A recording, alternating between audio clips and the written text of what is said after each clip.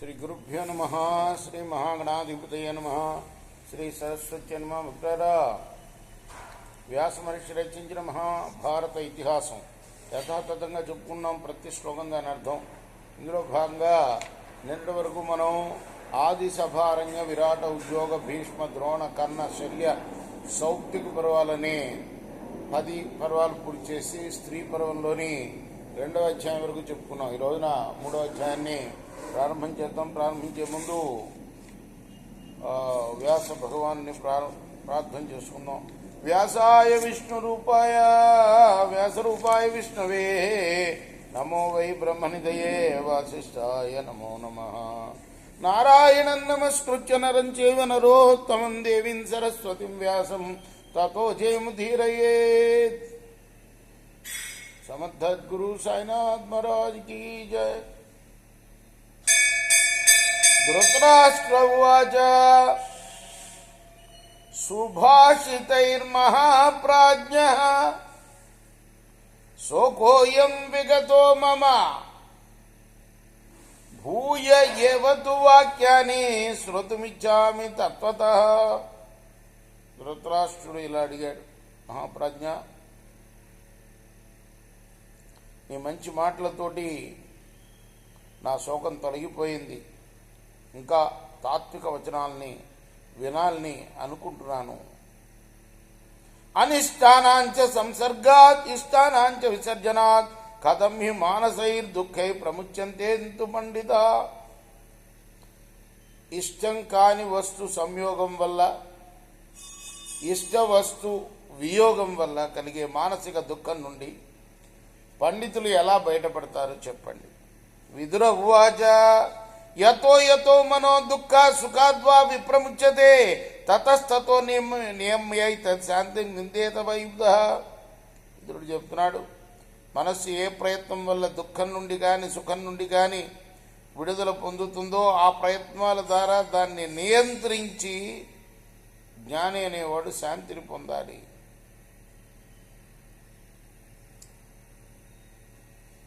నియంత్రణ ఏదైనా కూడా పంచేంద్రియాల నియంత్రణ మీదనే ఉంటుంది ఏదైనా. అదే భగవద్గీతలో స్వామి చెప్పింది కూడా అదే. ఇప్పుడు విదురుడు చెప్తున్నది కూడా అదే. నియంత్రించాలి, శాంతిని పొందాలి. అశాశ్వతమిదం సర్వం చించమానం నరర్షభ కదలి సన్నిభోలోక సారోహ్యస్య న విద్యతే. మహారాజా, బాగా ఆలోచిస్తే ఇదంతా అశాశ్వతం. లోకం ఒక అరటి బోధ లాంటిది. దానిలో ఏమాత్రం సారం ఉండదు. యదా ప్రాజ్ఞాశ్చ మూఢశ్చ ధనవంతో ధనిర్ధనా సర్వే పితృవనం ప్రాప్య స్వపంతి విగతజ్వర నిర్మాంసైరస్తి భూషిష్ట గాత్రై స్నాయు నిబంధనై కిం విశేషం ప్రపశ్యంతి తత్ర తేషాం పరే జనా ఏన ప్రత్యవగచ్చయు కులరూప విశేషణం కస్మాదన్యోన్యమిచ్చంతి విప్రలబ్ధి ధియో నర.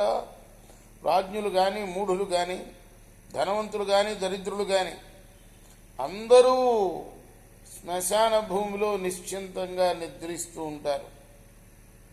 మాంసరహితంగా ఎముకల ప్రోవుగా నరాలతో బంధింపబడి ఉన్న ఆ శరీరాలను చూసి ఇతరులు వానిలో కులరూప విశేషాలను గుర్తించగల ప్రత్యేకతను ఏమైనా చూడగలరా? ఇతరులు కులరూప విశేషాలను దర్శించగలరా ఆ ఎముకల్లో, ఆ నరాల్లో? అయినా ఒకరిపై ఒకరు ముచ్చటపడతారు. ఎందుకో? నరుల బుద్ధులు వంచనకు లోనయ్యాయ్యా. గృహాణి బహి మర్చానాం ఆహుర్దేహాని పండిత కాలేన వినియుజ్యంతే సత్వమేకంతు శాశ్వతం. మానవుల శరీరాలు గృహాల వంటివని పండితులు చెప్పారు.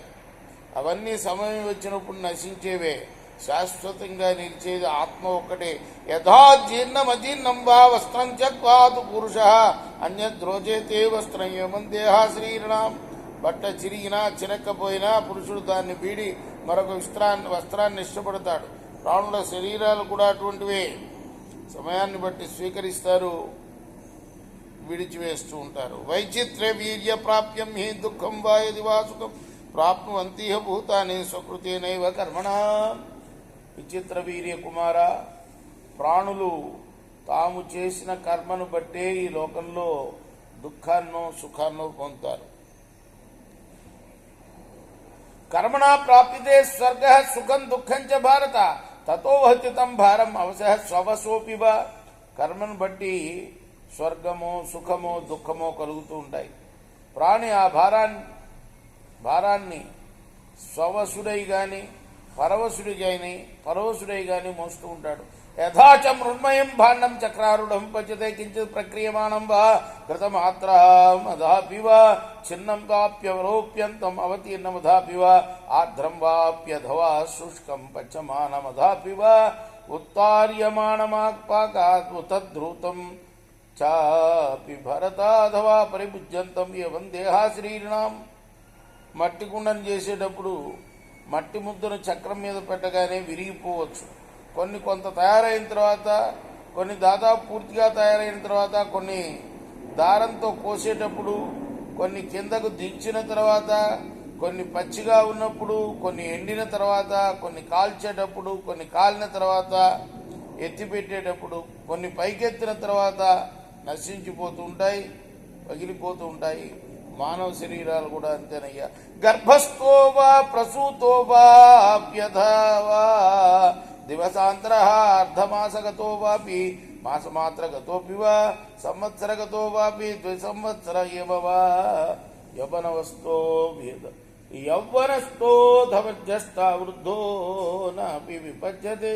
కొందరు గర్భంలోనే, కొందరు పుట్టగానే, కొందరు రోజుల్లో, కొందరు పక్షంలో, కొందరు 1 నెలలో, కొందరు సంవత్సరంలో, కొందరు 2 సంవత్సరాల్లో, కొందరు యవ్వనంలో, కొందరు మధ్య వయసులో, కొందరు ముసలితనంలో మరణిస్తూ ఉంటారు.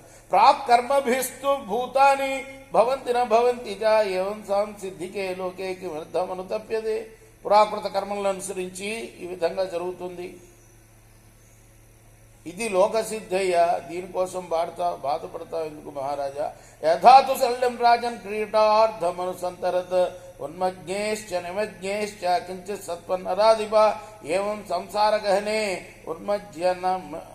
ఉన్మజ్జన నిమజ్జనే కర్మభోగేన భజ్యంతే క్లిశ్యంతే చ అల్పబుద్ధయ.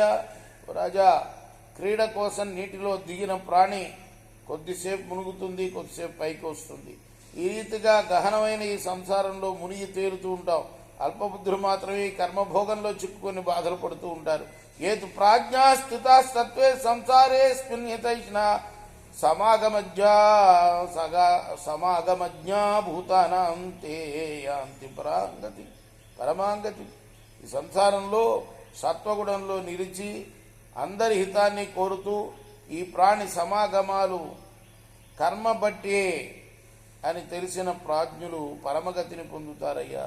ఇది శ్రీ మహాభారతే స్త్రీ పర్వణి జలప్రదానిక పర్వణి ధృతరాష్ట్ర విశోకకరణే తృతీయోధ్యాయ.